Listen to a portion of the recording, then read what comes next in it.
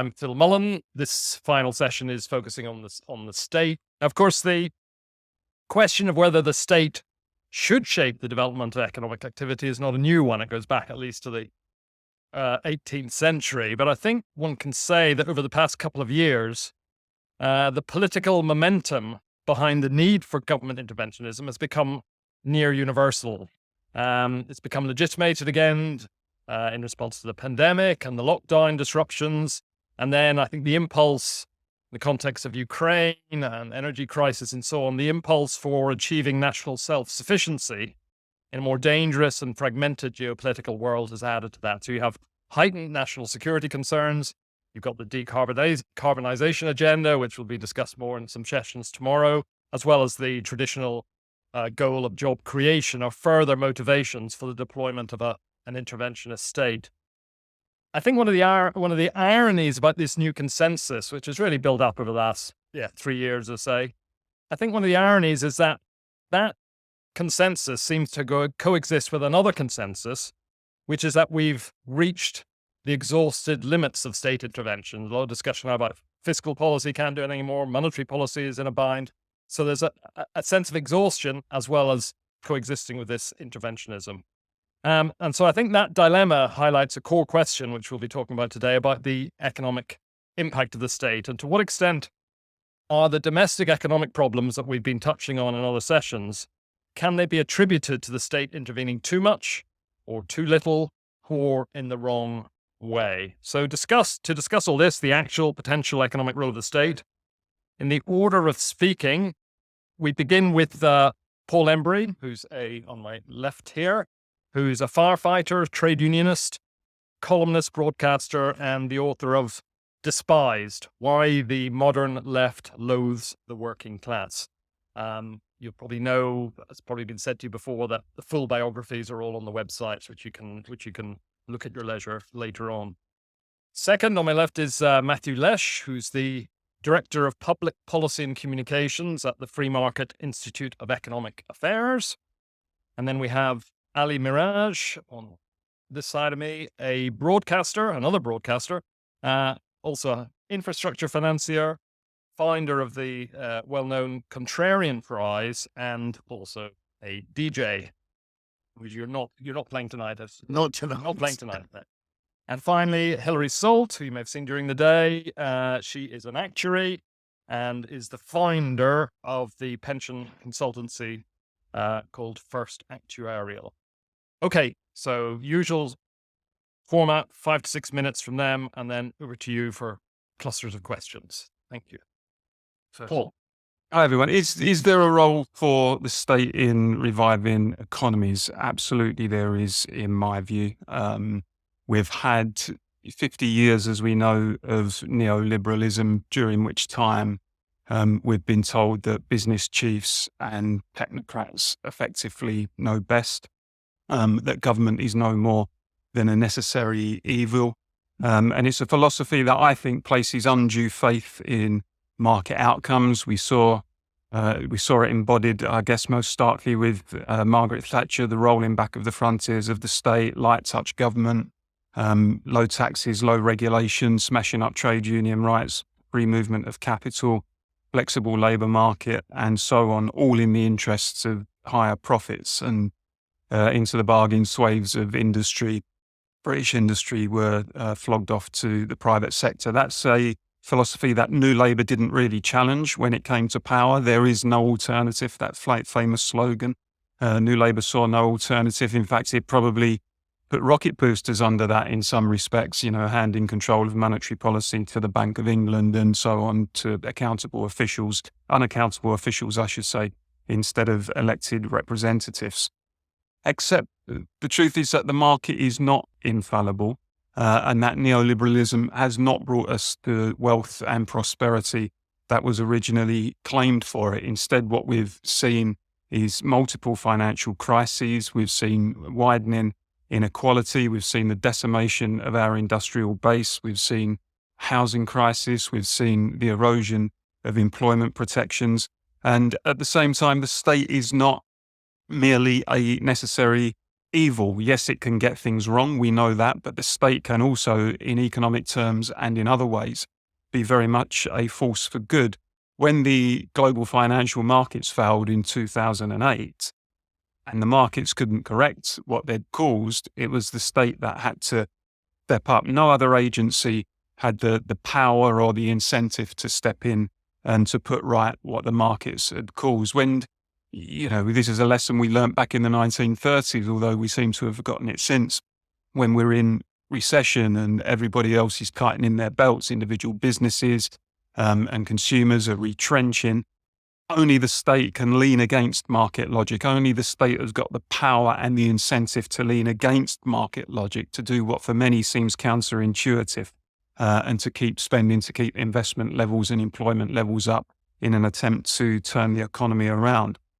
And as the market has come to dominate so much over the last half a century or so, and as the government has withdrawn from the arena economically and in other ways, the inevitable effect is that we've seen the concentration of wealth in fewer and fewer hands. That is, in many respects, the nature of the beast. We've seen a growing disparity in this country between rich and poor.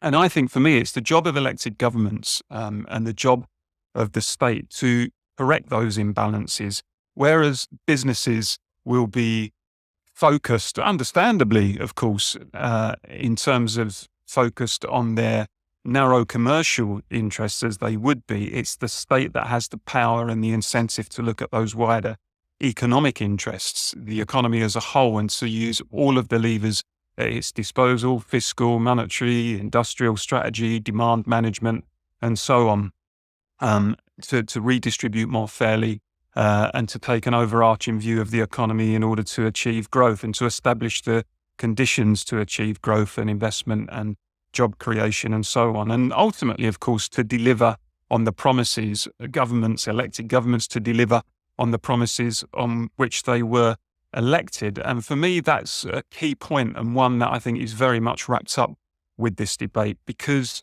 with the deepening of globalization, with the greater sort of interconnectedness, the emergence of the new global economy, the power of the multinationals and so on, the power of international capital generally, and the shrinking of the nation state, we have seen international capital and multinationals constantly bully elected governments effectively. Say, give us what we want, give us lower tax, give us less regulation, give us lower employment standards, give us lower environmental standards. If not, we're going to up and leave. That effectively is what's happening in terms of the power of international capital exercising that kind of influence over elected governments. And these elected governments are often petrified of the consequences of those threats if they're carried through. And too often we see them giving way, conceding ground to the multinationals and so on. And the danger there is, I think it tells people that no matter what you do at the ballot box, no matter who you choose as your representatives, they will play no role effectively in the running of the economy. And they're not very good at it, even if they were to. They should only play a very limited role. And we should leave everything, as I said at the beginning, to the technocrats and to the business chiefs who know best. And that, in the end, devalues the vote. That's the key point. It devalues the vote. And I think it has implications for democracy, massive implications. So to sum up, because I know I'm about to get a note saying 30 seconds or whatever, 1 minute. So to sum up, yes, to answer the question directly, yes, the state can be and often is a force for good in terms of reviving economies, can and should play a central role in reviving economies. Historically, there are examples where the state has done that. If you look at the Japanese post-war economic miracle, if you look at China now, in terms of the development and growth, the state very much plays, and I don't believe, by the way, in an all-powerful state, but nonetheless a state that plays a central role in managing the economy, because without that, in terms of revival of our economy, which I think we all want, it would take a damn sight longer.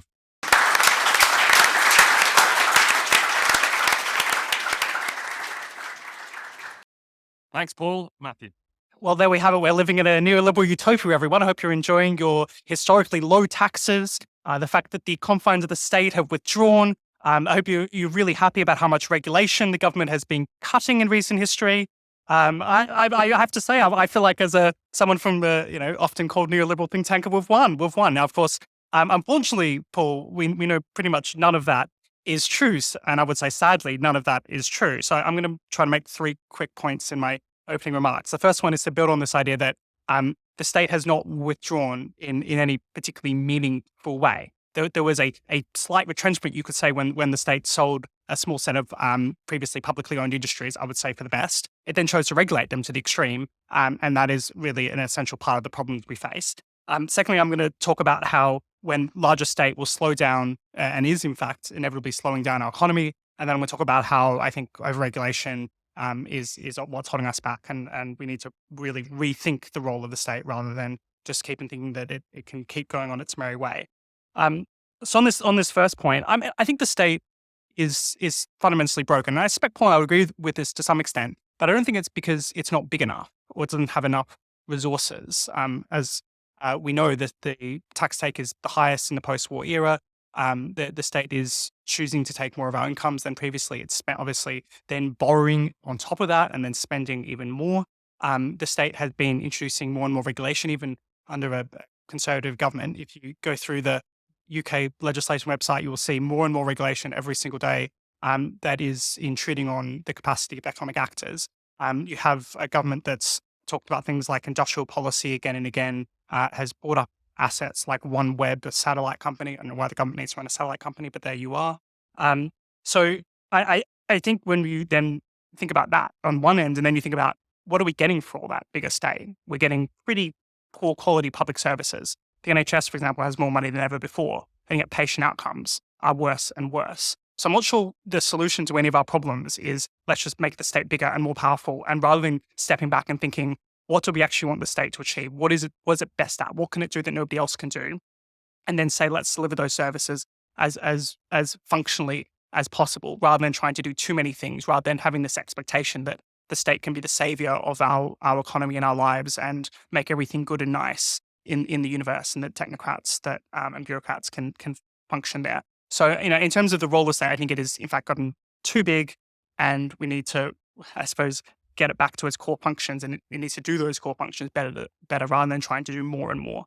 The second point I'm going to try and make here is just about how, as you expand the state, it does slow down the economy. I mean, quite fundamentally, the reason why we have quite extraordinary levels of inflation in the last 2 years is because the state massively, and to some extent justifiably, but not entirely, spent a lot of money during COVID. The central bank printed a lot of cash or bought up that government debt, and that's what's driven inflation. It's driven down our quality of life.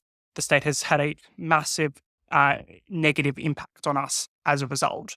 But I think you can think about that in the direct inflationary sense. But I think we can also start thinking about this in terms of what happens when the state tries to intervene more in business, when it goes beyond that core function about public services and safety. It doesn't tend to do that well. There is a very poor record of the state picking certain companies based upon political factors, based upon who is an effective lobbyist, who can do the best rent seeking in order to be able to get state funds.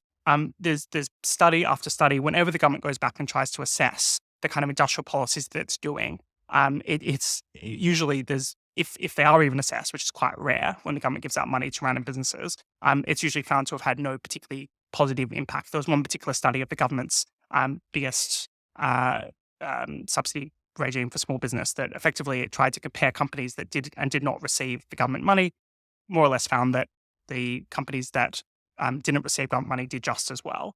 What happens though when you do have this whole framework set around trying to seek out state support or even regulatory, both money and regulatory support, is you create something called subsidy entrepreneurs. Rather than people doing something productive to grow the economy and serve other people, which is what the profit motive is, it encourages you to create a product that other people want to buy. People put their effort into trying to lobby government for support. So the more the state gets, the bigger you have that kind of low-level corruption going on again and again. And I think it's interesting, if you think about a case like China, which Paul just mentioned, we can see right now as the Chinese state is reintruding more and more the economy, they are facing an economic crisis they don't quite know how to get out of.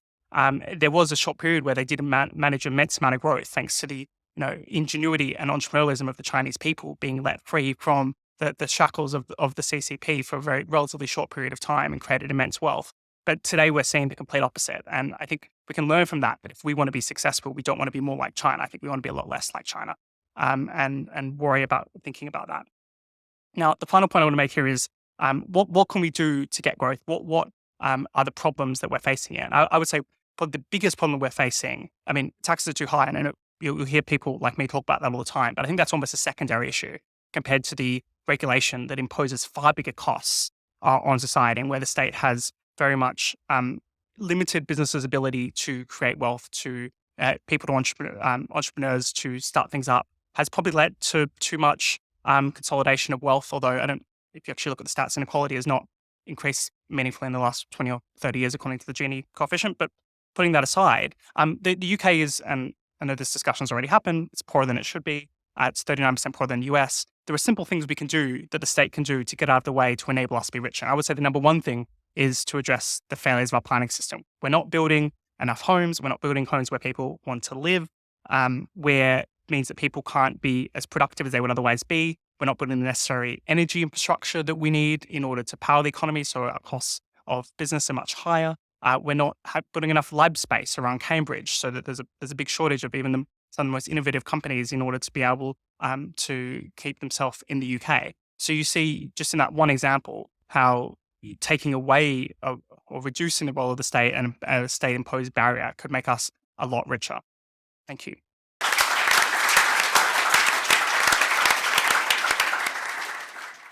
Just reflecting on what Paul and Matthew said, it reposes my irony in a slightly different way, is that given the ideology for so long from the 80s through to, some people say the financial crash, some say through to the pandemic, was so anti-state and pro-market, why is it that the state has seemingly extended its tentacles so much when the ideology is one thing and the reality is different? Worth playing around with to try and work that out. Ali. Thank you very much, Phil, and thank you for the Battle of Ideas for putting on another fantastic set of debates today. It's always a pleasure to be here. Now, we have a serious problem in this country, which is one of low productivity and ultimate stagnation. I mean, if you look back over the last 15 years, we have not improved our productivity at all. I mean, we're flatlining completely. We have inequality growing. We have wages that have not increased. That's why you see strike action writ large across the public sector, which has been going on for the best part of well over a year now. Now, if you look at where we are compared to other countries, let me just give you a couple of stats here. Productivity growth in the 12 years following the financial crisis 07-08 was 0.4%. This was the lowest out of the 25 richest countries in the world. If you take the average income of the average household of this country, it is 16% lower than Germany and 9% lower than France. So this is not a necessarily a rich country malaise. It's a uniquely British problem.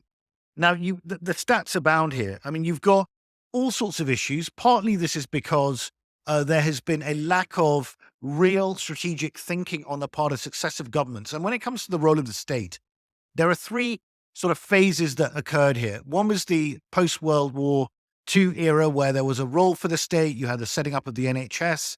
You had a lot more intervention. You get to the 70s, late 70s, where the whole economy was basically not working. You had Thatcher and Reagan with their prescription coming through, and you had a lot more rolling back of the state and a lot more flourishing of the private sector. And now where we are in the post 2007-08 financial crisis era, where again you've seen that the state has been a bit nervous about getting involved until the pandemic, where it really changed the complete landscape of the game. It's only the state that can invest $400 billion in propping up people in their jobs and investing to try and deal with a once in 100-year event like COVID.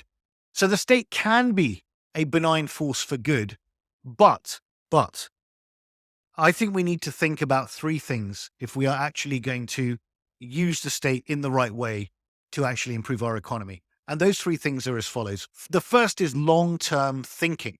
The problem with the democratic system that we have here, unlike China, and I'm not advocating autocracy as a model, by the way, but in autocracies, you can get things done quite quickly at great expense, you might say, to civil liberties and human rights and other things. But you can build super high-speed rail very, very fast, where you don't have to deal with multiple planning applications being being stopped in the High Court by people in Cheshire and Amersham, for example, right? So they're not just in Cheshire and Amersham, by the way. They are around the country. But you need long-term thinking. We can't think beyond, I was going to say 4 to 5 years, when Liz Truss, who Matthew works for her favorite think tank, couldn't think beyond 49 days. I mean, call it a summer internship as prime minister, whatever.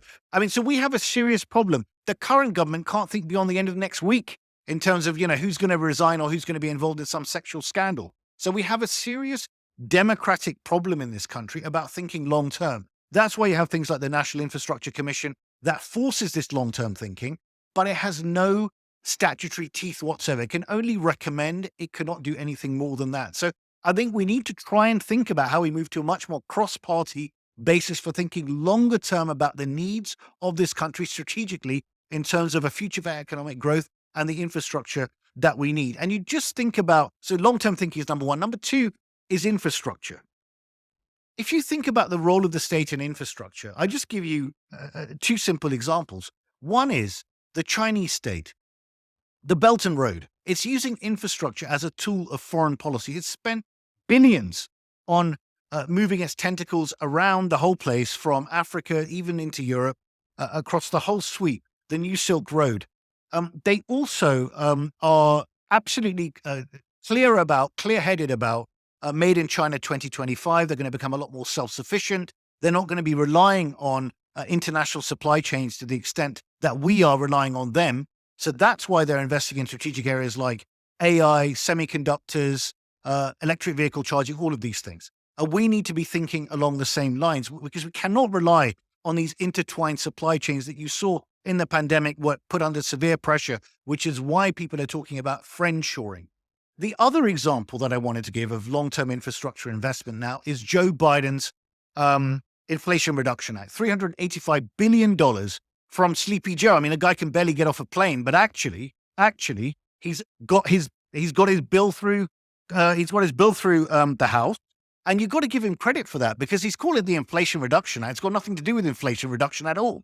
So you've got to give the guy some credit. $385 billion on top of the $1.2 trillion Infrastructure Industry and Jobs Act, which is the biggest investment in infrastructure in the US since Dwight Eisenhower's Interstate Highway Program in 1956. Real vision. That's going to determine EV charging, battery storage, hydrogen, all of these things going forward. So that's the second thing. So the government can have a really, really big impact on big infrastructure projects. And the other thing that I wanted to say is the final thing in this trilogy, if you like, or trio of things that need to be done, is agency. We need to be giving more agency to local areas. You see the Angel of the North. I talk, of course, of Andy Burnham up in Manchester, who's very upset about the fact that Rishi Sunak, of all places, chose to go to Manchester to announce the fact that he would cancel HS2. I mean, I don't know what kind of PR advisors he has, but quite honestly, I mean, you have to be a rocket scientist to work out that would not go down very well. But you've even got Andy Street in Birmingham, who's also championing his cause. So these people actually matter. They have become figures in their own right on the map. They champion the cause of their areas. Up in Teesside, you've got Ben Houchin, who I think is sort of extending that a little bit beyond where he needs to be. But they have agency. So you need these three elements: long-term thinking, massive investment in infrastructure, innovation and skills, and agency, devolving more power to regions so that they feel they have a stake, and the decision-making on critical needs is made closer to where the electors are. Thank you.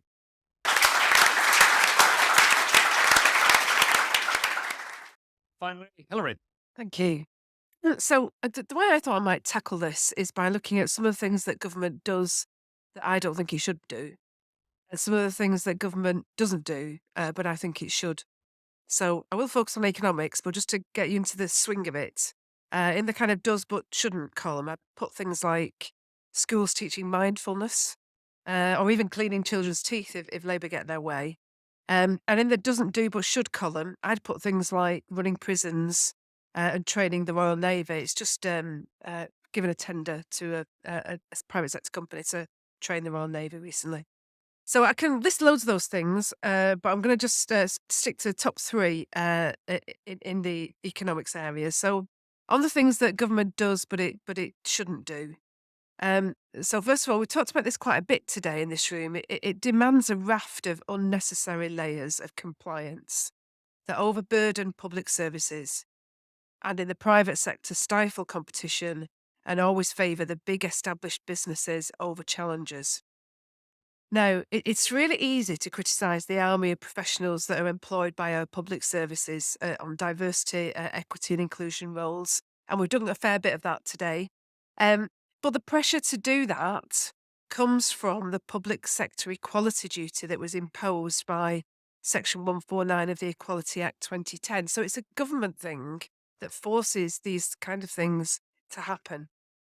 And similarly, in the private sector, Section 172 of the Companies Act 2006, I'll be testing you on all this later, by the way, um, uh, and the Corporate Governance Code, they both require UK businesses to undertake a raft of actions on things like business culture, independence, environmental impacts, lots of things that have really nothing to do with the core purposes of those businesses. And to comply with those requirements, companies almost inevitably have to employ a layer of bureaucracy and risk management that doesn't just drive out profits, but it also stifles innovation in the business. Secondly, it passes decision making and policy choices to experts. The economic equivalent of the follow the science mantra we saw in the COVID response is the power and influence given to the Office for Budgetary Responsibility. That supposedly independent body has a role in scrutinising public finances in the Fiscal Risks and Sustainability Report. And both our political parties are absolutely committed and wedded to, I think they call them something different, but kind of charters for public responsibility that effectively say they will continue to give those unelected civil servants the power to kick the tyres on the sustainability of any financial commitments by future governments. Thirdly, they continue to prop up big, unprofitable, what we've called before zombie companies. Government spends around £300 billion a year on outsourcing. Over 20% of that is spent with their big strategic suppliers. Services range from kind of scanning to big infrastructure projects. But a lot of that is effectively corporate welfare. Those businesses would not exist without the public purse. And they're often inefficient, often very highly geared businesses that really aren't doing the economy any favour. Shouldn't be held up by government. So what about the other side of the coin? What's government not doing that it should do? So first of all, government should control fiscal and monetary policy, as Paul has said. It's not right that the unelected Bank of England controls interest rates and has used that control to preside over decades of cheap money, which has made it easy to stuff our companies full of debt, transforming both the ownership of those companies and where risk lies in society. But then it was also the bank who, when interest rates couldn't go any lower, chose to subject us to the untested experiment of quantitative easing, QE.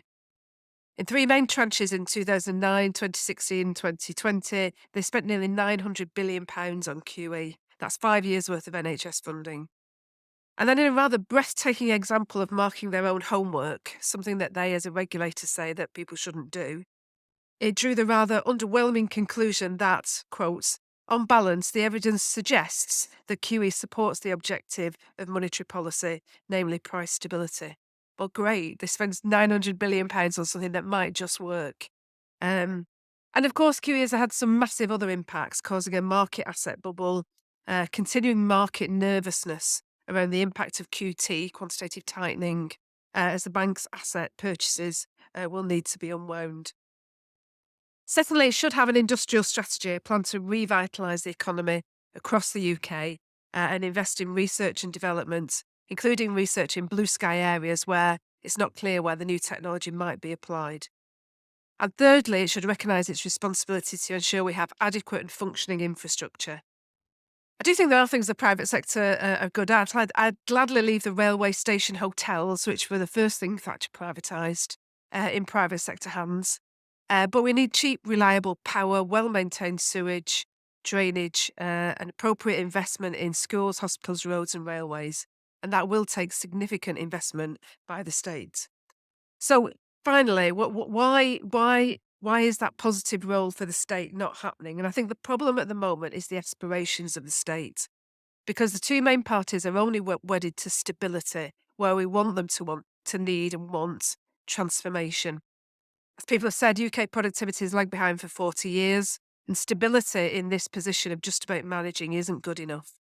Government could play a great role in that transformation by that massive infrastructure investment, by forcing companies to invest in training and development, by forging partnerships with industry and our universities to drive forward research and innovations, and by enacting a new economic strategy.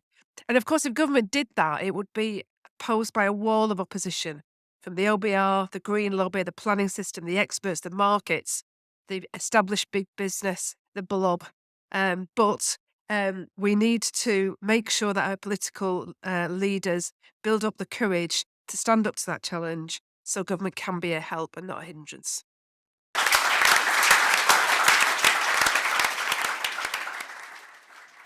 Great. Thank you all very much. And over to you for the first batch. Yes, thank you for some really interesting, diverse views there.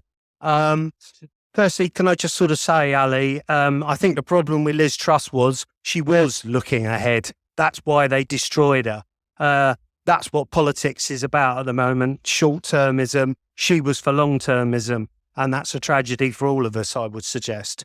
But what I wanted to come to is the state does it need to get bigger? It is. That's what net zero is all about. Net zero is the way the whole industrial system is taken under control and transformed and controlled. And don't believe a word of what Rishi Sunak and the Conservative government are saying about pulling it back. The fines are still in place for boiler manufacturers, for the car industry. We're living in a cloud cuckoo Truman Show land where actually what's going on is right in front of us, but we can't see it because we're being conned. So what I'd say, Paul, is you've got your big state. It's guaranteed. It's in the Climate Change Act and it's going to carry on. So my question is, do we agree with that? Do we think that's a good thing? Or do we think we should be publicly addressing that and have a proper debate? Yeah, Stephen Wilson from the Institute of Public Affairs in Australia. Ali, you said there's a productivity crisis in this country. It's not only here, it's also in Australia. My question, and then you emphasised about infrastructure. On the point with net zero, my question to you is the allocation or misallocation of capital to unproductive things undermining capital productivity, not just labour productivity? And my question to Matthew is, in a very sort of private sector mindset, when people are applying the discounted cash flow method and using NPV as a decision tool, how do you get decisions in long-term assets beyond 15, 20 or so years? Yeah, I've got two questions really. One is, sorry, I forgot your name.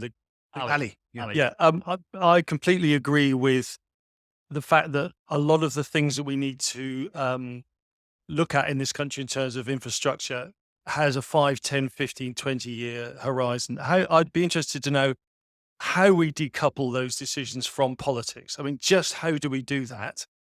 And the second point is it really, looking at the state of both parties and the economy, is it that we're bumbling along and things just aren't bad enough that we need a real FDR or, God forgive, a Thatcher or whatever, someone who's going to say, we just can't carry on like this. We have to have a strong long-term leadership and a different direction. It seems to me that Britain is just bumbling along, putting up with a lot of things that don't work, but it's not so bad that we just have to change. Okay, just add to your question about decoupling decisions on infrastructure from politics. I'd also add to that question, is that the right way to go? Is that it is not one of the problems, the decoupling that already exists? So it's worth thinking about how politics could play a different role. Thanks. I just wanted to help the room and the panel with this conundrum, this paradox as to why state spending goes up, and Matthew's not happy with that. But it goes up partly as a result of sort of neoliberal Thatcherite policies. I mean, a lot of the reason that we've had to put state spending up is, to use a metaphor, sort of mopping up the blood of deindustrialization. It's gutting factories and creating poverty in the Midlands and the North is astonishingly expensive. I think Thatcherism was totally self-defeating in its social consequences, but economically it's disastrous. It's a complete myth. Thatcher decreased the size of the state. She didn't. And one of the reasons that we don't have a strong and active state doing the things we want, like investment in housing or trams in Leeds, is a lot of that's caused by literally necessary welfare payments to mop up the blood of the failure. Okay, I'll take one more and then back to the panel. So this gentleman here. Yeah, there seems an interesting bit of common ground between Matthew and Paul in the fact they both don't like technocrats. Yeah, you both criticize technocrats, and we mentioned the Bank of England as well. So I suppose my question is, how do we stop these unelected representatives from controlling so much of the economy? Where do we begin? I'd be interested in both of your strategies to address that. Well, I mean, on that last point, I would like to see government restore democratic control over the Bank of England. Simple as that. I'm not saying that would be a panacea, but it strikes me that it's a way for governments to shirk blame. It's a way for governments to say, look, it's not really down to us. Look, the reason interest rates are going up at the moment, the reason you're really feeling it in your pockets, you're struggling to pay your mortgages, businesses are going under these interest rates. It's not really us, it's those people at the Bank of England. And, if you ask us about it and whether we think they're right or wrong, we're not really going to tell you. And for me, that just drives a coach and horses through the democratic principle. That actually a main task of any government is to manage the economy in the interests of the people, and actually giving off planks of economic responsibility to unaccountable officials and then standing from under and saying, there's nothing we can do about it.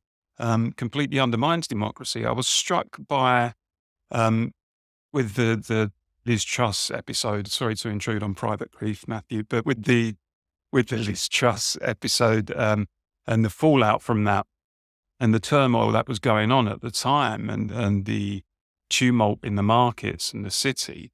I remember Keir Starmer being interviewed on, I think it was a Radio 4 Today program. Now, given what this was doing to the economy and given the impacts for ordinary people in terms of their pensions, their pay packets, interest rates, and so on, the reporter said to him, the interviewer said to him, what do you think the Bank of England should do at the moment? And he gave absolutely no answer apart from saying, well, the Bank of England's independent. I'm not going to intrude on their territory, essentially. And you think, hold on a second. Here's the leader of His Majesty's opposition at a time of economic national crisis. And he's been asked, what should the Bank of England do? And he's effectively said, don't ask me, Governor. That's for those people whose names we don't know, who we wouldn't recognise if they were sitting here now. It's nothing to do with us as elected politicians. That's for those people to do. If I can just quickly answer the question about the original question about the big state. Look, I agree with Hilary. There are some things I do not want the state to do. If I'm going out for a meal, I don't want the state to cook it. If I'm buying a suit, I don't want the state to make it. There are some things that the private sector does very, very well, and I believe in a flourishing private sector. But there are some things I want the state to do. I don't particularly want the private sector to provide the energy that comes into my home. I don't particularly want to sit through an energy brochure and see what's the best choice for me. I want the water system publicly owned. I would like to see the railway system publicly owned. It seems to me, in terms of a big state, that actually we have privatised so much of what we used to do. And even if you look at local government now, the things that local, I said in the earlier meeting, actually, I grew up on a council estate in Dagenham in East London. The local authority was very much a feature, a part of people's everyday lives. You might think that's a bad thing. But they used to mow people's gardens if they were vulnerable. They used to decorate people's houses, used to fix people's houses and whatever. There was a council yard every few blocks with workmen working there the whole time. All of that has gone. And the council services have been outsourced to private enterprise. So in terms of the big state, it just strikes me that actually there's a lot less that we do now as a country publicly than we used to do. Sorry, I went on a bit too long. Matthew.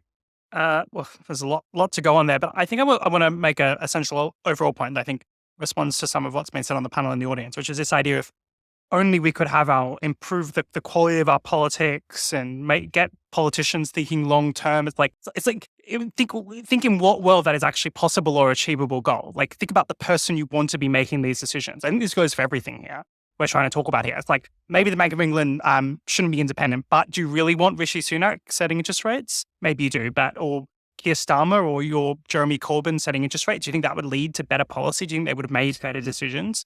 The same goes with, do we think a government-run telecommunications network in the style that it was before it was privatized, where you had to call up and it took you a month to get a phone line installed? Do we think that was a better system? Do we think that like these technocrats that Paul's having go out will suddenly become competent if they have more responsibility?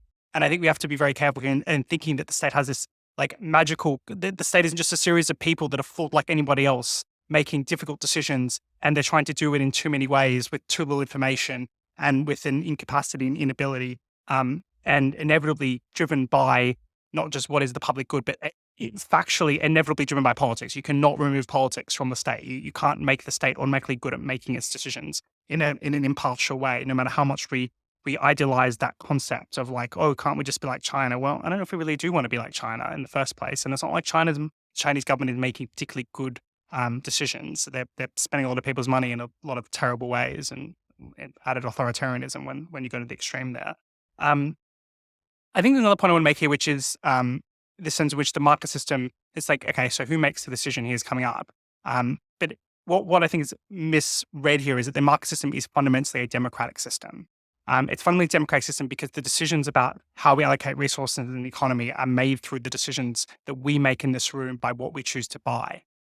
When you go to the bakery to buy your croissant, that sends a signal throughout the market system that what we need to do is produce enough flour, that it's worth a baker getting up at 4 a.m. in the morning to ensure that that product is delivered to you. It is you who is making the allocated decision. And it's through those millions of decisions we make every single day in our lives that we direct the economy. So that is effectively the market system. That is a voluntary system. The alternative to that is the technocratic state-led system in which some central power is making decisions on our behalf. Now, in some cases, that may very well be necessary and justified, but that is a system of force, and it is a system that's more often than not delivered quite poor outcomes. So in that sense, you've got to think about the state rather than this idea of a state that doesn't exist and can't exist, which is this perfectly all-knowing, all-seeing, all-capable I. Yeah. So just on Liz Truss, look, given where we are, I think that this decision to cut the top rate of tax with 400 billion of borrowing on the back of COVID and 2.5 trillion public debt was the most ridiculous, reckless act she could have ever done. And in fact, the very financial markets that she and Kwasi Kwarteng both worship gave their verdict quite clearly on what they thought of that, which is utterly incredible and disgraceful, frankly. And you've got to be able to take people with you. The problem Liz Truss had is she wasn't thinking long-term at all. She was thinking about, okay, I've got one chance here. Let me just slash and burn and let's see what happens. You've got to have a strategic vision and take people with you along that journey. You can't just do what she did and be completely reckless.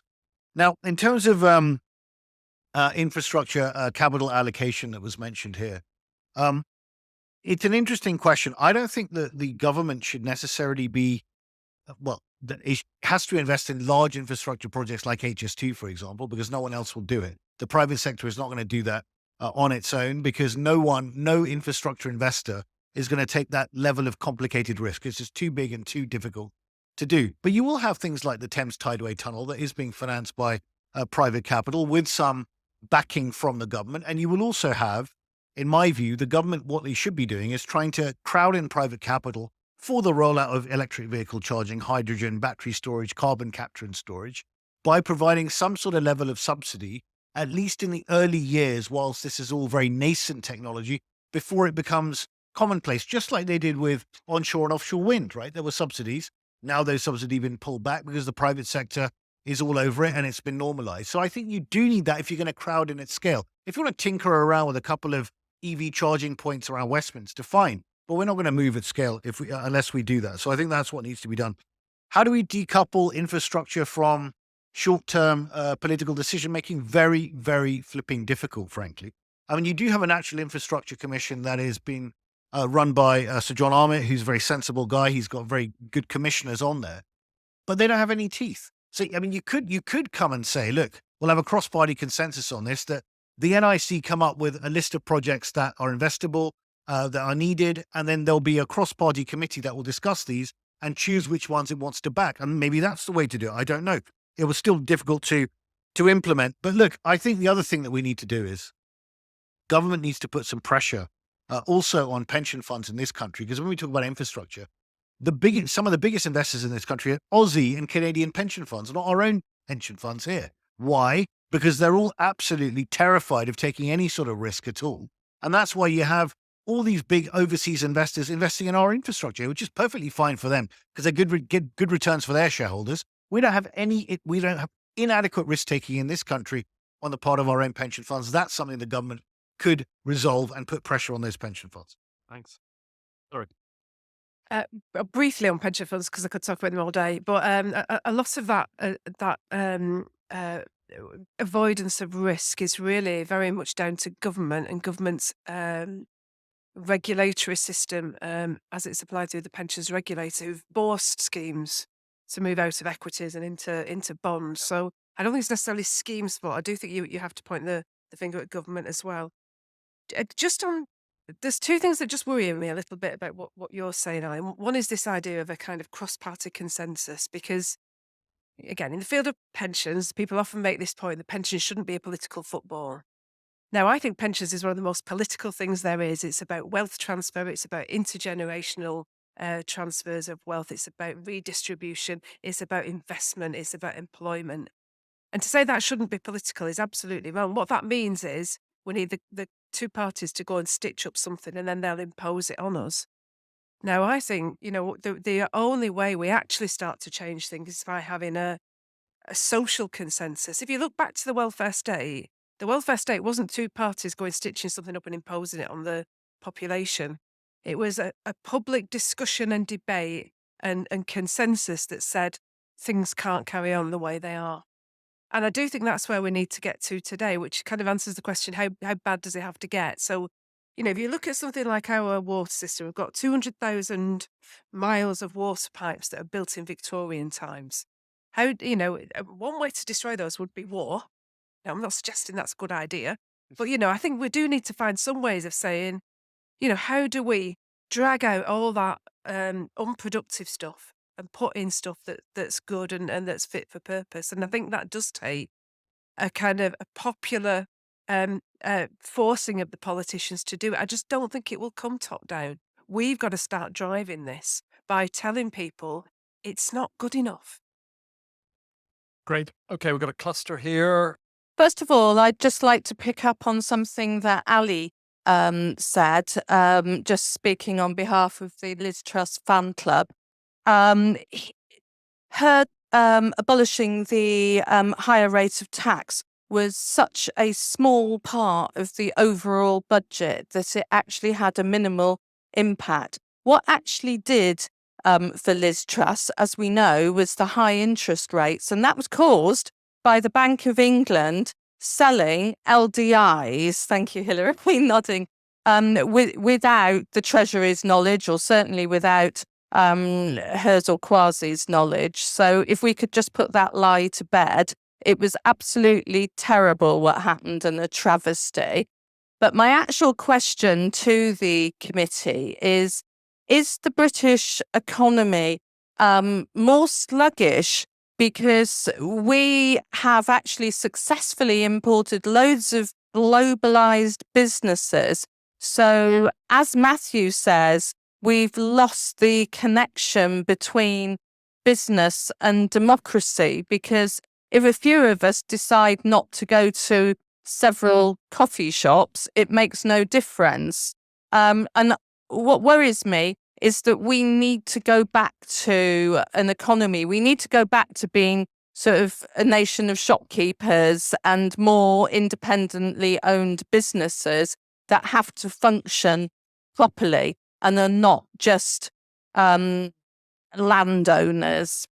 I want to argue against the idea that I don't think is necessarily kind of overtly expressed by the panel, which is arguing against the idea that this is in any way a kind of clear-cut or moral debate. I think this is an entirely kind of pragmatic debate. The idea that we provide goods and services that enable people and businesses to get on in life is obviously going to be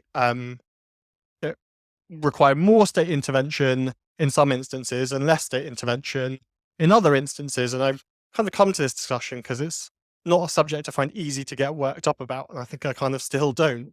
So and I think it's kind of very easy that we say there are definitely some things the state should or shouldn't do, and to rationalize quite easily for ourselves what we think is a kind of moral or defendable thing. I think outsourcing is a really great example of that, where on the one hand, yes, the state might create a economy that's been described as a zombie economy of lots of different businesses doing lots of things that probably should just be a much more effective and cheaper to run function of the state. But then at the same time, if the state were to take on those responsibilities and to deliver them directly, we'd worry about the amount of our economy operating through state budget sheets, which is why those things were outsourced often in the first place. I think the kind of fundamental question that we're dealing with, and we started to get to it with like discussion about infrastructure or discussion about the kind of long term, is effectively about like, what are the signals we think a state needs to send in order to make an economy function. And Matthew, I think it's very easy that like you've picked up on regulation as a thing that the state does to stop businesses operating in certain ways. There's also lots of political signals like that can create certainty that our political class just aren't making. The idea that we were going to spend 5 years talking about whether a HS2 would or wouldn't happen itself has a detrimental force on our economy. There's much more at stake here.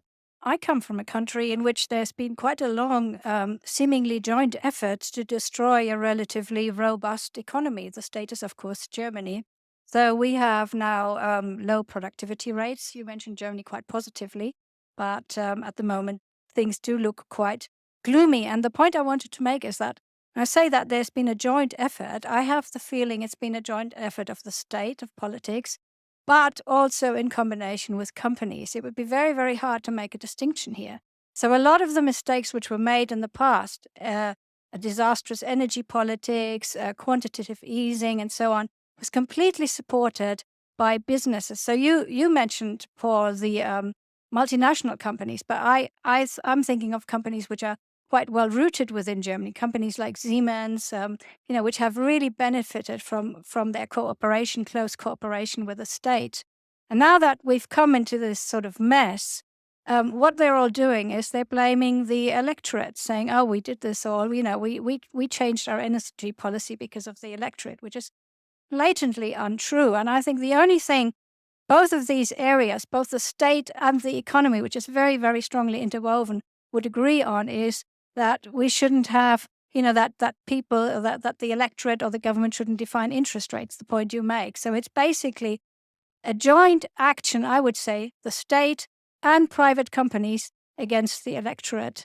And I think that's really what we're seeing at the moment. So, why would anybody say that the interest rates shouldn't be defined by our governments? But industry is saying that, and the state is saying that, and there's something very wrong. Hello, there have been some attacks on Bank of England independence. Could I be bold enough to try to defend the current system of Bank of England independence? Sure, This is a complicated question. I've got 4 points to make. First of all, if we remember the 1970s and the 1980s, there was a massive inflation problem and we didn't know what to do about it. It's arguable that Bank of England independence has largely solved the inflation problem. Secondly, inflation has increased in the last 2 years. I'd say that's largely a supply shock, which is difficult for any institutional framework to cope with. My expectation would be that in the next couple of years, inflation will go back and return to target. Anyway, let's talk about this in the Battle of Ideas 2025. But I think it would be dangerous to try to change the cut system now until we've seen whether the policy in combating the massive supply shocks we've had over the recent years has worked. Thirdly, I'd like to make a distinction between criticizing the institutional framework and criticizing the specific decisions that have been made by the Bank of England. One could criticize the decision made by the Bank of England. They should have anticipated the rise in inflation earlier than they did and taken action. But criticizing the specific actions taken by the Bank of England is not the same as criticizing the overall institutional framework.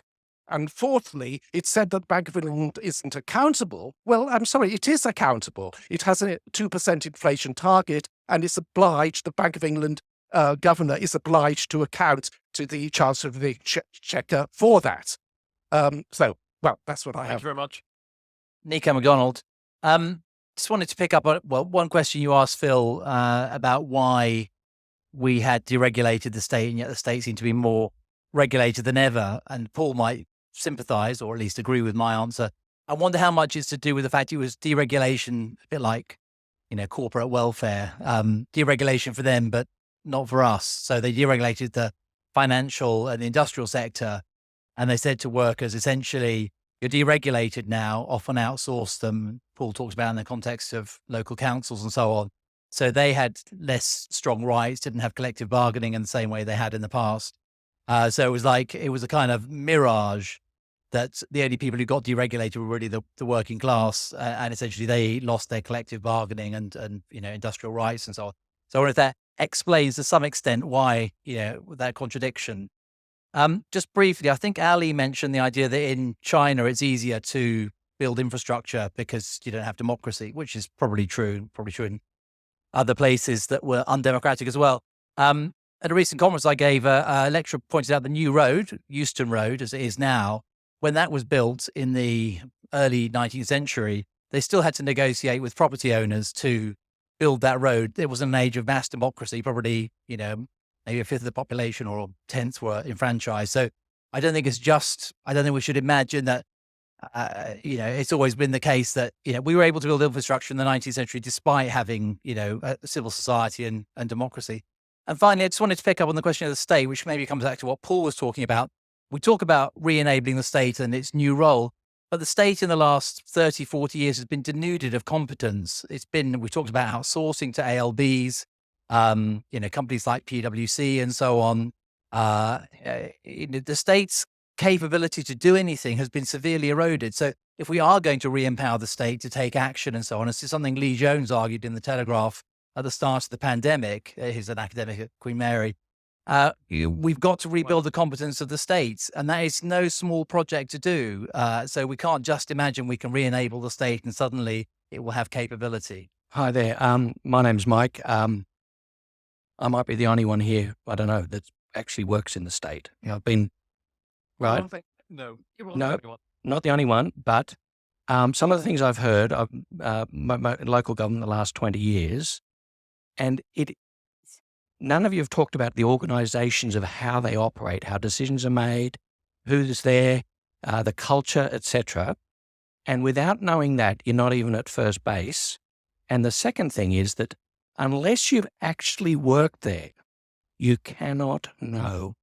You cannot know. It's not in books. It's not in media. You're guessing. And I've heard a couple of things, and, we're all friends here, but some of the things I've heard here are just like out there, Like what? Okay, no markets. The public sector internally is markets. You say, well, stop that. How? That's how humans interact. So to say we've got to get away from markets, the internal is a market. It is voluntary interactions between people, and it is a market. So to say we're going to get away from markets is just fanciful. And the outsourcing, I'm doing an insourcing at the moment, we insource one contract. We're now going to have to let out 120 contracts. That's what's actually happening. Really. But I just wonder if we could have almost a 1948 moment, probably deeply controversial. But I know that people in the country are deeply unhappy. There's a huge divide. So, what harm would there be to renationalise things as a social consensus, but have real experts running them instead of these fly-by-night ministers who come and go, don't know anything because one minute they're transport, the next there's something else. So, a real social consensus, do it properly this time, but almost a 1948. I never thought I'd be defending Liz Truss here, but I think I might just have a little moment because I do think the problem that she faced was a very quick rise in interest rates. Actually, bond yields are now higher than they were when she bowed out. So I don't think they were necessarily caused by her. I would actually say that the interesting thing is it all happened just as the Bank of England had announced its QT policy. So it was just about to start flooding the market with bonds it no longer wanted anymore, which would drive down the price of bonds, drive up the yield in bonds. And I do think the Liz Truss thing was just a catalyst rather than a cause, really. Which kind of is part of this issue about, who do you want to control interest rates? Do you want it to be Bank of England or do you want it to be politicians? And I think, how politicians might do it badly, but we can get rid of them. And Mark Carney did it badly, but we couldn't get rid of him. In fact, he's just it's gone on to make things worse in lots of other places. On this question of inflation, so I think some things that you were saying about the Bank of England, the good job it had done, it all rests on the idea that inflation's a bad thing. Now, again, this might be unpopular for me to say, but I'm not sure inflation is such a bad thing. I think bouts of inflation from time to time are quite good at redistributing assets in society when they get a bit too sticky. The real problem, I would say, at the moment is the fact that the inability of workers to defend their living standards by fighting for higher pay to match the rise of the inflationary increases, that's the problem. It's not inflation itself. When we had inflation in the 1970s, massive hikes in inflation, massive hikes in pay, and actually workers came out broadly on top of that. So inflation isn't bad for workers in and of itself. It's bad in the kind of society we've got now where workers are not able to defend their living standards. I've got to say, Hillary, I completely disagree with you on both points. Look, firstly, Liz Truss, to say, At a certain age. Look, yeah, sorry, I'm about to start mansplaining. Look, the point is this. I speak to infrastructure investors every single day of the week, apart from the weekends. Even then, they sometimes call me. There's one in the room at the moment. And they told me at that particular time that they were risk off the UK. In fact, some still are, because they don't have any confidence in the ability of the UK government to actually have a long-term strategic plan of any kind whatsoever. And indeed, to not change its third prime minister, well, we're on our third prime minister, might be on our fourth one, I don't know. It's difficult to keep up. It's very hard for business to actually operate and to plan in that environment. So you have to have, the first thing you have to have as a government is stability, for heaven's sake. The second thing you have to do is have a credible plan. You can't go around slashing in the middle of a situation where you've got a massive debt pile on the back of the 1 in 100-year event. You've got to be credible here. Now, in terms of inflation being a good thing, Hillary, I don't know. Maybe I've lost the whole economics 101 thing here. If you're engaging in an inflationary wage price spiral, why is that good when it leads to no increase in productivity whatsoever? Now, if you want to talk about removing independence of the Bank of England, fine. I mean, ultimately, if the governor's a dud, the chancellor can get rid of the governor. It's not like the governor has to stay there in perpetuity. They think they're doing a bad job, get rid of them. But I can tell you, every time previously when we had giveaways by reduction in interest rates before elections by governments, they weren't acting in a expediency of the country economically. They're acting in politically expedient manners. So I think you can say a lot of things about the Bank of England, and you can criticize it. Some people actually say it doesn't have enough power because it doesn't look at unemployment rates. It should, in fact, its mandate should be increased, not decreased. It's another argument. But I think I'd be very careful at this point about throwing the baby out with the bathwater. And I do not think in any way inflation is a good thing, which is exactly why you have a situation where you've got strike action all over the place. When inflation's running at 2% and there's inequality, people hold their nose and say, okay, I'm comfortable with billionaires. At the moment, people are up in arms about it. It's, to quote Tracy Chapman from her 1980s song, talking about a revolution. We're living through a revolution now because people are not happy when inflation's at 10% or going down 6.7, but it's still painful out there. Okay, I'll use a chair's prerogative. No more Liz Truss. We've only got 20 minutes left. She's had a good hearing tonight. Shall I come back on a few of the points that were made? Yes. First of all, I think there was this interesting point about, is this a pragmatic debate? I think there are pragmatic elements to it, and there are also moral elements to it. So to split those up quickly. And there are some fundamental moral questions about how much money do you think people should be entitled to spend of their own, and how much should be spent collectively? Where should that kind of spending power or like control of resources in society, like, your view might be that we want to make more collective decisions, or that people should be able to keep a little bit of their own money. There's also questions then about kind of regulatory power, about the extent to which you want the state interfering in different ways in different places. I think can be just as moral as pragmatic. I think on some of the other points, though, I kind of agree with you with something about like outsourcing. I think outsourcing is a pretty pragmatic decision. Do you think you're going to get better value by the state doing this? Once you have decided that he's going to do that function, let's say we want to deliver prisons, I think it's a pretty pragmatic question about whether or not we think that should be done by a private company or whether that should be done by the state. It's kind of almost like an irrelevancy. One might lead to corporatist outcomes and propping up zombie companies and therefore have negative consequences. One might be just very inefficient. Maybe the state's not very good at delivering IT systems, for example, and therefore, although they're not very good at procuring those either, but whatever. I think those things can be relatively pragmatic. I think that kind of though brings me to where there is this question about, well, let's just like renationalize all these industries and everything will be great. We just need to put the experts in charge, which I think was kind of your question there. It's like, what experts, what people, like where they're coming from? Do you not think there's already experts in charge of the water industry? And that it's also very heavily regulated, and that the extent of investment they make in the system is determined by a formula of the state, and same with the prices they're allowed to charge. So it's like this, it is kind of privatized, but it's very heavily regulated and increasingly regulated by the state and told how to operate. I mean, it's not like nationalizing that, which would cost a huge amount of money, would fix that issue, because what it really needs is investment anyway, and where you can get the investment from. When it was state-owned, there was massive amounts of underinvestment in all these state-owned industries, and that's why they were of an even lower quality than they are today. So no, I don't think there's that's probably a practical question, but I think it's also a kind of control question. I thought that comment about Germany was absolutely excellent, and I think it is precisely what happens when the state does get more involved in the economy. You get this kind of corporatist model where it is effectively a conspiracy of big government and big business. And we saw this time and time again in the German model, which was often has been talked up in the UK up until the last 6 months. So why can't we be more like Germany? Well, Germany had Wirecard, which is one of the biggest scandals that the German regulators tried to cover up.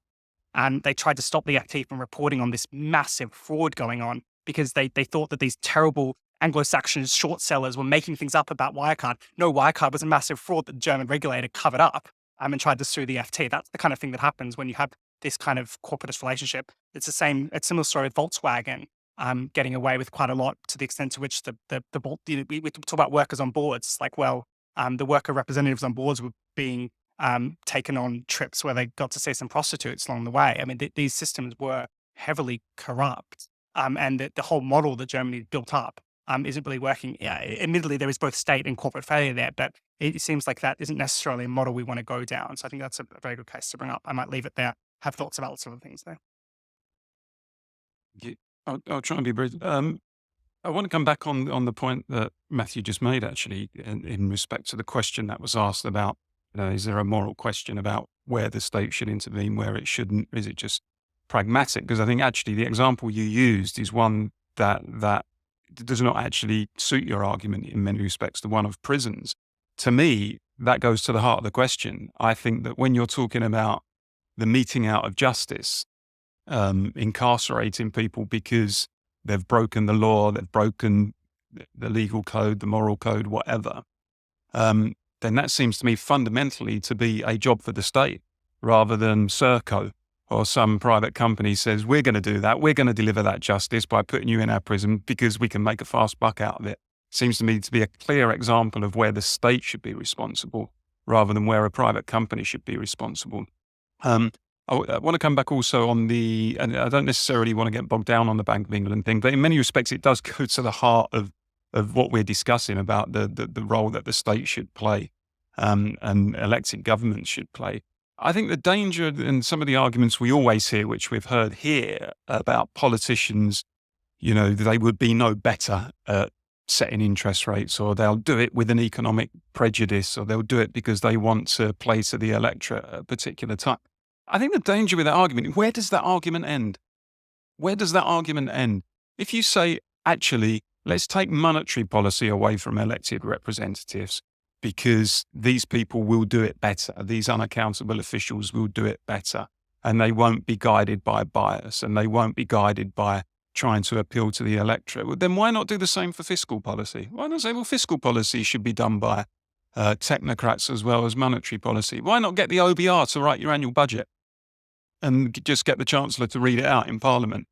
I mean, where does that argument end? For me, a fundamental plank of economic policy, which is control of the money supply, should be undertaken by elected representatives. As Hillary said, if they do it wrong, you kick them out at election time. And just very briefly, I just wanted to pick up on it. Someone said, why do we have a sluggish economy? I think one of the reasons, we've talked about infrastructure, we're rubbish at infrastructure. And I think also we've neglected the real economy, the productive sector of the economy, where wealth is created and where goods are made. We seem to have invested over recent years, everything in financial services.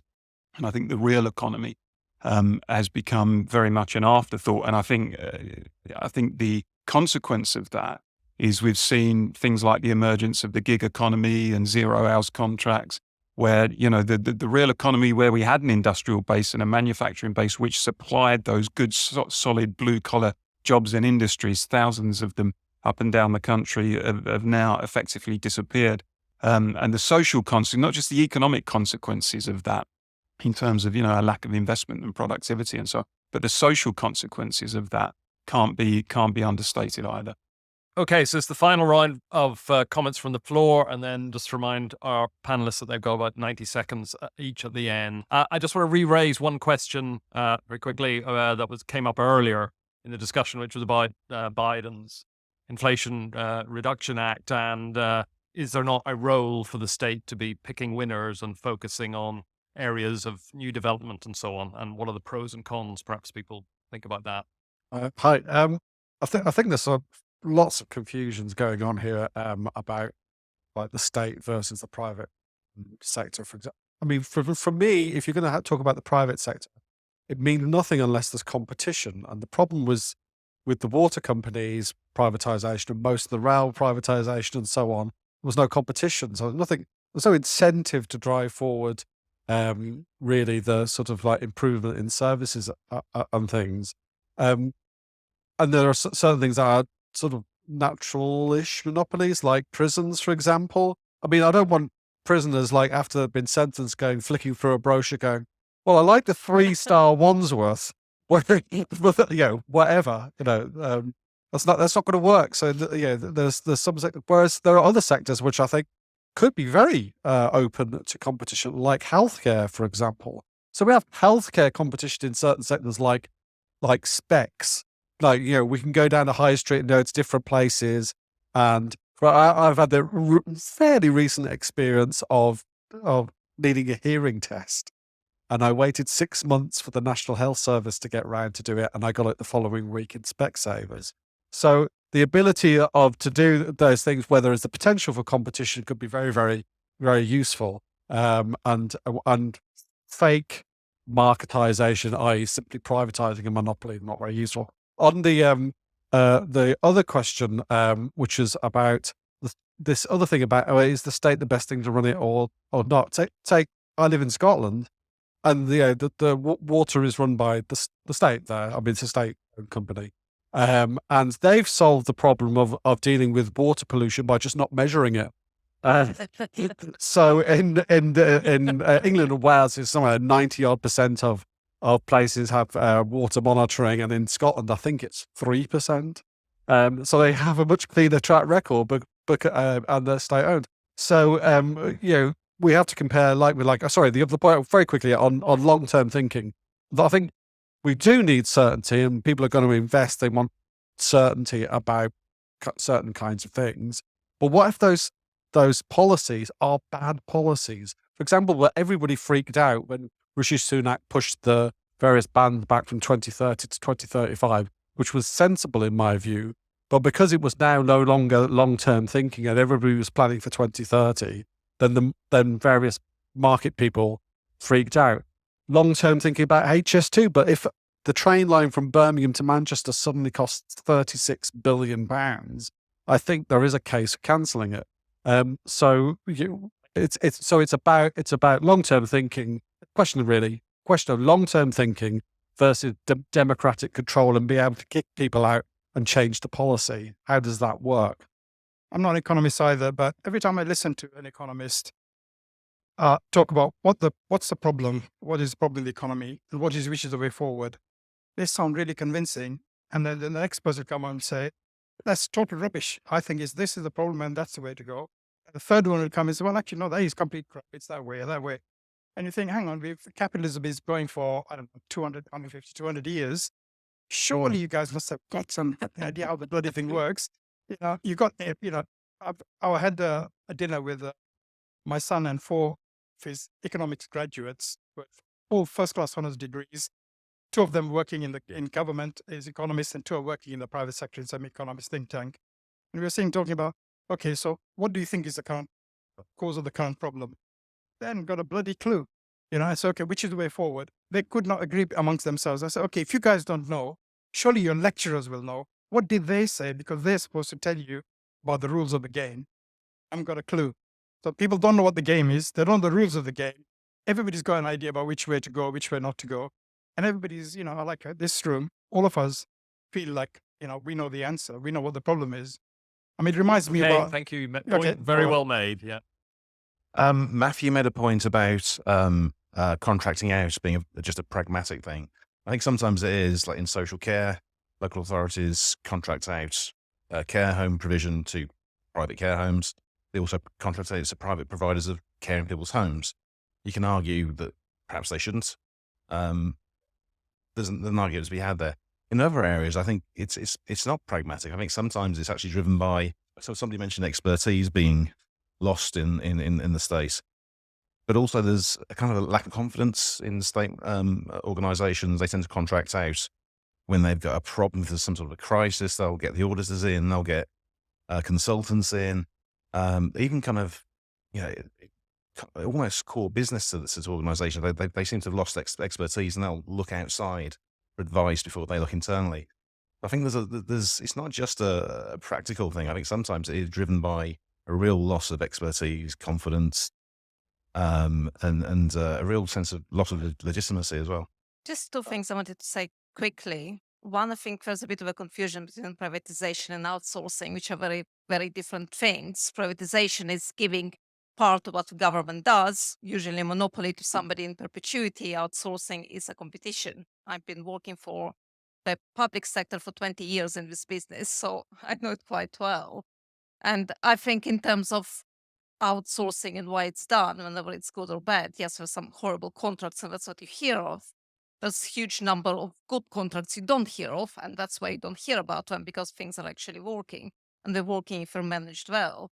One of the main reasons why outsourcing is happening is simply because if things are not outsourced in many areas, like prisons, the moment austerity hits, the first people who are getting fired are prison officers, and the first buildings being closed are prisons. If you have a contract, it stays in place. If it's not, it disappears, and you have a crisis, what you have now. So just something that works for people to understand when outsourcing works. In terms of privatization, I'll be very quick about this. I think what the lady said in front about why not run it by experts is an excellent point, and I think it does need to be considered. The issue is not with experts in privatized organizations. The issue is what the profit is driving privatized organizations. So why this profit is not made by government, which has 100% debt on their GDP, and why government is so scared of saying we should make profit in industries where there is no competition and we possibly can run it better and maybe have lower taxes, as the gentleman there says. In the 90s, I worked, for the local council, and I remember when they outsourced, and I was working, and then I started to work for the outsourcer, and what it went down into was the fact is that the same job was being done for twice the price. The council was being charged twice the price. I worked for them as a consultant. I came back for £350 a day to tell these people what they knew already. And what it showed was that, and this was happening in the 90s, was the fact they didn't trust their own workforce. And I think this has been an infection that's gone through British society for such a long time. The fact, in the 70s, people go back to the 70s, why they like the 70s is there was a structure. And people were very, very happy with the main industries like energy, the prisons, National Health Service, education, transport, all being handled by the state. And now we go forward 50 years, and the transport is mainly subsidized by us, so we might as well run it anyway. The energy is cartels. we know this. I don't have any choice, and the prisons, as Paul said, why would you give the prison service, the punishment organ of the state to private industry? And just to tell you what happened to all these councils is they gave it to there was this plague of privatization. They gave it to these outsourcers when they couldn't make any money 5 years later. And I worked for many of these people, Capita, all of them. They just handed it back to the council, and the council had to re-employ people again and lost millions of pounds. They got stuck onto the council tax. And we do need to go back to a model that was working sometime in the 70s, I'm afraid. I think included in Hillary's list of an area where government is involved but shouldn't be was environmental impact. And I wondered how you would propose to deal with, say, the decimation of our bee population resulting from pesticides that the UK have chosen not to regulate, or the high levels of pollution entering our rivers from privatized water companies. And without regulation, how can competition deliver the protection that our rivers need from pollution? Okay. So I think it's the banks actually that have this policy of sacking the 5% least productive employees every year. Looking at productivity throughout the economy and all these zombie companies that are simply just dragging along, maybe what we need, and it's slightly contentious, is a recession. I can't not say that the evidence for a wage price spiral is very weak. And actually, most of the evidence at the moment does indicate that it's price gouging that's leading to inflation and not wage rises. There's two things I wanted to comment on. One is this competence of the state thing and the kind of consultancy fetish that people have raised and the inability of the state to really do anything. And I think I would just be really clear that I don't blame that on individual civil servants. I think there's a lot of individual civil servants really trying to do a hard job, and not being helped by the way in which the civil service works. But I think part of the problem is that if you get to situations where, particularly when things are outsourced and people are cheaped from one employer to another, and no idea who their employer is it any wonder that they're very cynical about the nature of their employment relationship? And that's one of the reasons why I think these are things that the government should take responsibility for. And I think that there's only a point to the civil service if there's a point to government. And if a government doesn't have an aim and a vision and a strategy, and of course none of its employees will have that either. And that's why we need to change our politicians and force them to be more to be braver. Yeah, I mean, just on politicians being braver. Look, you could go to Singapore. I mean, it's just totally pragmatic. It's very technocratic. They get the right people around the table. They get business around the table. They get the ministers. They get other parties in. They just get on with it. They have a view of what's going to be needed in the next 20 years. No pussyfooting around. No short-termism that we have here. It's never going to happen here, in my view, because we have a complete, as Martin Wolf put in his latest book, the crisis of democratic capitalism is here and real, and people are losing faith in it. Now, on privatization, the reason why things are privatized, let's not just be misty-eyed about all this. I mean, look, Paul might want to go back to having soggy sandwiches on British Rail. I do not want to do that. On the water companies, I think that they have a lot to answer for, quite honestly, and there is an increasing mood to nationalize. But when you have a monopolistic system like the water companies, it's not about competition. They are monopolies. It's about regulation. The regulators also have to bear some responsibility for the mess that we're in. If you've got a privatized water system, you then regulate properly, right? And you hold these people to account. They don't take massive bonuses if they're not delivering the investment. But ultimately, my biggest challenge is to all of us in the room, which is this.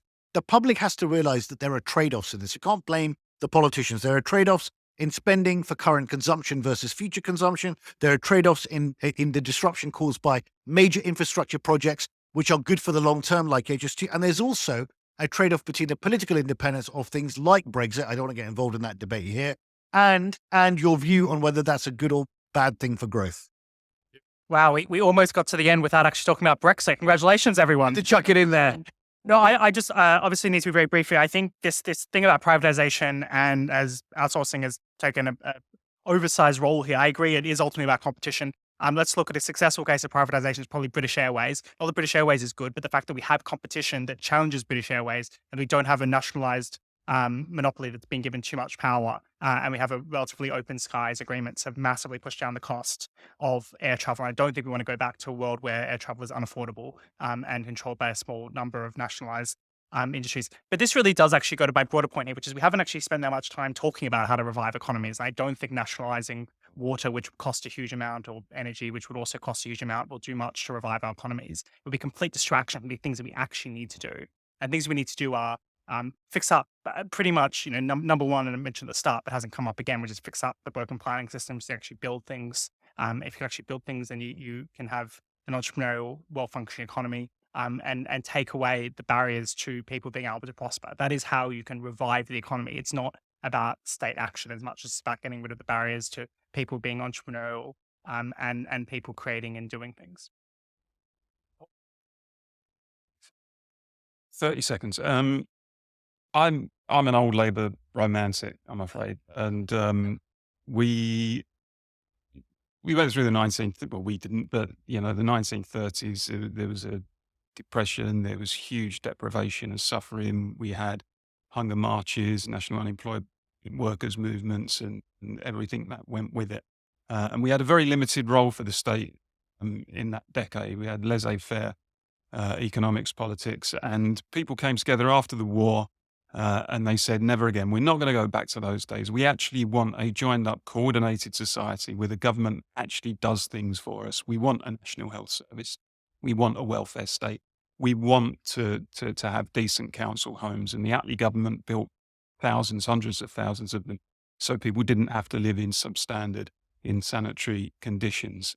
And in my view, they were absolutely right to do that. And in my view, that was an example of where the state can play a very positive role in people's lives and deliver good, decent outcomes for people to better their economic well-being and to better their social well-being as well. The state does some things wrong, but God forbid there comes a time when we say it should have no role in the economy at all, because I think we'll all be worse off. We thank all our panelists, please.